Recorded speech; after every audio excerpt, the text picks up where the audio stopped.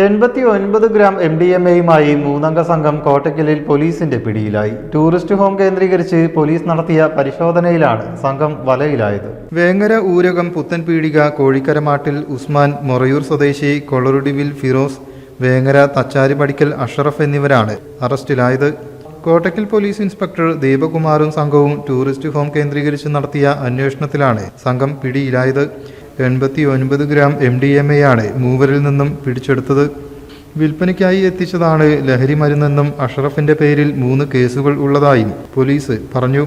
Dance of സംഘത്തിലെ SI Vishnu, Biju, Muhammad Saleem, Jaseer, Rajith, Kottakkal ASI Ramadas എന്നിവരടങ്ങുന്ന സംഘമാണ് പ്രതികളെ പിടികൂടിയത്.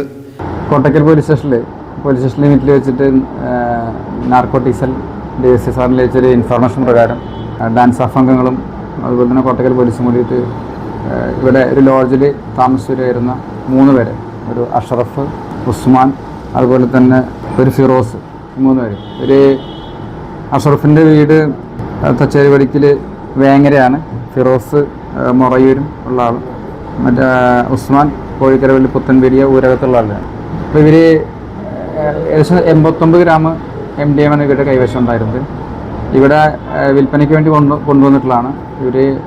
ഇതിൽ ചില ആളുകൾക്ക് മുൻ കേസുകളും പ്രതികളാണ്. അവർ ഒരു കാറിൽ പോയിട്ട് മൈസൂരിൽ നിന്ന് എടുത്തു വന്നതായിട്ട് നമുക്ക് ഇൻഫർമേഷൻ കിട്ടിയിട്ടുള്ളത്. ബാക്കി കേസിൻ്റെ കാര്യമായിട്ട് കൂടുതൽ അന്വേഷിച്ച് വരികയാണ്. ഇപ്പം അഷറഫിൻ്റെ പേരിൽ വേറെ 3 കേസുകളുണ്ട്. വേറെ മറ്റുള്ള പേരിൽ ഉസ്മാൻ്റെ പേരിൽ പ്രത്യേകിച്ച് കേസുകളൊന്നും കണ്ടെത്താൻ പറ്റില്ല. മറ്റുള്ള പേരിലും ആക്സിഡൻറ്റ് കേസുകളും കാര്യങ്ങളുണ്ട്. കോടതിയിൽ ഹാജരാക്കിയ പ്രതികളെ റിമാൻഡ് ചെയ്തു. News bureau, Kottakkal.